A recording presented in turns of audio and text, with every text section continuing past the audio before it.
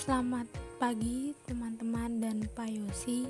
Saya Dewi Pardian Intan Pratama akan memaparkan paper saya yang berjudul Utang Luar Negeri, Manfaat atau Beban.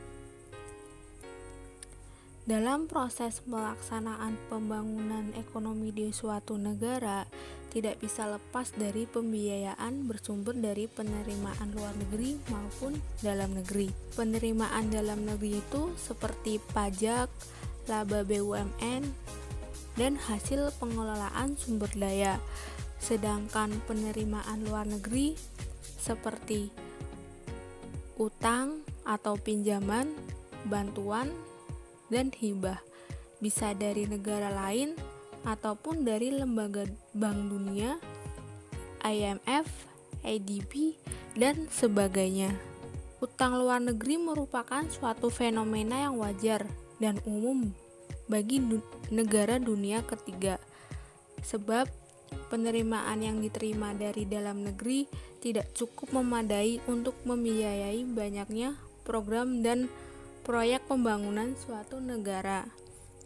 Diambilnya langkah tersebut karena tabungan dalam negeri jauh lebih rendah atau gap saving dari nilai investasi yang diperlukan untuk pembangunan.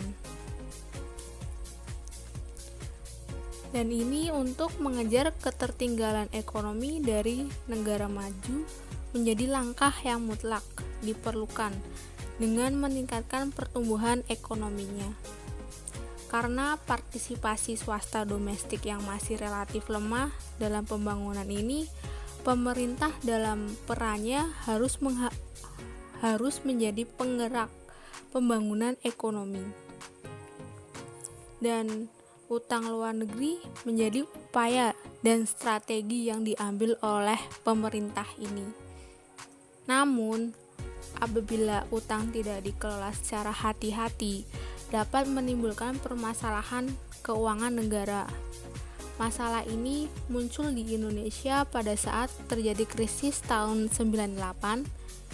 Indonesia berutang dengan IMF sebesar 68,7 miliar US dollar atau sekitar 57,7% terhadap PDB Indonesia pada saat Orde Baru dengan syarat yang diajukan oleh IMF, dan Indonesia menyetujuinya dengan menandatangani dokumen Letter of Intent atau law membuat ekonomi negara ini tidak bisa diatur sendiri, melainkan dikendalikan oleh IMF. Kebijakan IMF yang merontokkan ekonomi Indonesia seperti 1. Membiarkan kurs rupiah mengambang penuh. 2. Menolak usulan kurs tetap rupiah terhadap mata uang asing, khususnya dolar Amerika Serikat. 3. Menghentikan semua proyek APBN dan BUMN. Keempat, menaikkan bunga bank hingga 75%. Yang kelima, menaikkan harga BBM di saat ekonomi sedang susah. Hal ini mendorong Indonesia masuk ke jurang yang lebih dalam, bukan malah menyelamatkan diri dari jurang tersebut. Jangan sampai untuk melunasi utang tersebut beserta bunganya, pemerintah harus menambah utang lagi. Utang yang terus meningkat seharusnya diimbangi oleh naiknya penerimaan pemerintah yang lebih cepat. Situasi dengan meningkatnya utang bagi Indonesia sangat tidak menguntungkan karena masalah ini berimplikasi secara ekonomi dan politik. Ketergantungan pada utang akan menjadi beban fiskal yang berat akibat kewajiban membayar utang pokok sekaligus bunganya. Dan apa itu utang luar negeri pemerintah?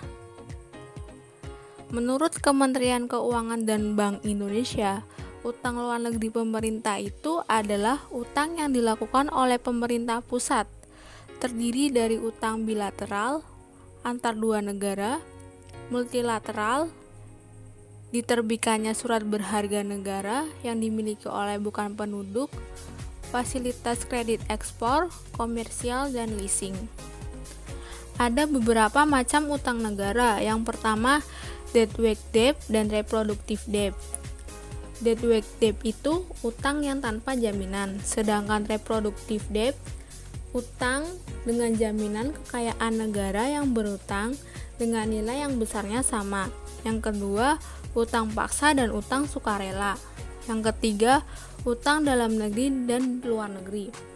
Utang dalam negeri itu dana yang berasal dari warga negara atau lembaga-lembaga pada negara itu. Utang luar negeri yaitu utang yang dananya berasal dari warga asing ataupun lembaga luar negeri. Kesesuaian utang luar negeri harus memperhatikan state debt capacity-nya atau kapasitas suatu negara dalam melunasi utang atau pinjaman tersebut. Oleh karena itu, sehatnya utang luar negeri dikatakan apabila negara masih bisa menjangkau utang luar negeri untuk melunasinya, baik utang pokok maupun dengan bunganya. Dan ini posisi utang luar negeri pemerintah Indonesia pada 5 tahun terakhir, dan pada 2015 sebesar 137.396 miliar US dollar Amerika, dan 2016 sebesar 154.875 miliar US dollar. 2017 utang luar negeri Indonesia sebesar 177.318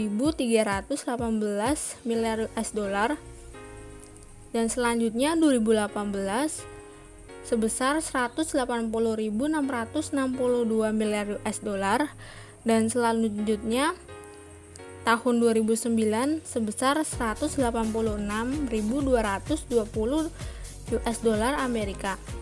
miliar US dollar Amerika.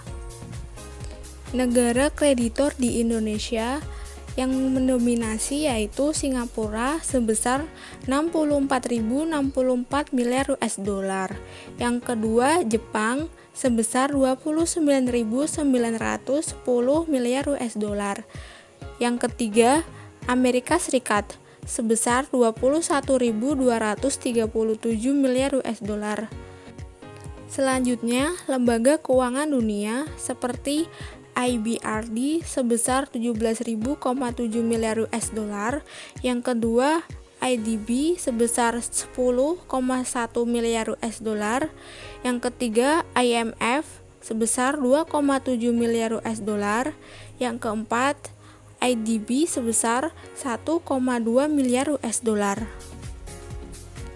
Rasio utang terhadap PDB Indonesia tahun 2015 sampai 2019 terus mengalami kenaikan, yakni pada 2015 sebesar 27%, 2016 sebesar 28%, 2017 sebesar 29%, 2018 sebesar 29%, dan 2019 sebesar 29%. Dan dikatakan masih jauh lebih rendah daripada batas yang ditentukan oleh Undang-Undang Keuangan Negara maupun Standar Maastricht Treaty, yakni sebesar 60% rasionya terhadap PDB. Faktor peningkatan utang luar negeri diantaranya: 1. Adanya defisit APBN pada setiap tahun. Kedua, kebutuhan pelunasan utang yang jatuh tempo. Yang ketiga, naiknya nominal utang luar negeri akibat perubahan nilai tukar. Yang keempat, gencarnya pembangunan proyek infrastruktur. Utang luar negeri akhirnya menimbulkan kecenderungan negatif inflow apabila tidak dikelola secara hati-hati. Disebabkan ketidakselarasan ekonomi dari utang luar negeri yang diambil. Terkadang proyek pembangunan yang diambil dengan utang luar negeri tidak ada kaitannya dengan pertimbangan perekonomian, akan tetapi adanya pandangan subjektif elit kekuasaan. Utang luar negeri dikelola dengan cara sedemikian rupa agar bermanfaat bagi perekonomian Indonesia. Dengan memiliki defisit yang rendah, Indonesia menjadi salah satu negara dengan pertumbuhan ekonomi yang tinggi, yang berarti bahwa pertambahan utang lebih kecil apabila dibanding tambahan manfaat yang diperoleh dari utang tersebut. Hal inilah utang luar negeri bisa dikatakan dikelola dengan baik dan secara hati-hati. Dengan PDB Indonesia pada tahun 2019 sebesar 15.833,9 triliun menunjukkan kekuatan perekonomian Indonesia dengan menutup total utang pada tahun 2019 sebesar 29% dari PDB. Keadaan ini masih sesuai dengan Undang-Undang Nomor 17 Tahun 2003 tentang Keuangan Negara, di mana defisit APBN dan juga rasio utang masih terjaga dengan kurang dari 60% dari PDB-nya. Janganlah mempunyai anggapan bahwa negara-negara pemberi peminjam itu baik hati untuk negara dunia ketiga ini, karena hal yang berkaitan dengan utang luar negeri akan dikaitkan dengan upaya negara maju dalam rangka mempertahankan posisi superiornya dalam ekonomi politik sebagai isu global. Dan pada akhirnya, utang luar negeri masih menjadi persoalan yang tetap hangat dan menarik untuk dibahas di negara Indonesia. Dilihat dari defisit anggaran tahun 2019 adalah yang terendah sejak 2015. Itu artinya ekonomi Indonesia mengalami pertumbuhan positif. Kita berharap kedepannya dengan infrastruktur yang semakin memadai bisa membuat perekonomian semakin tumbuh sehingga angka defisit semakin kecil dan bisa menekan utang luar negeri Indonesia.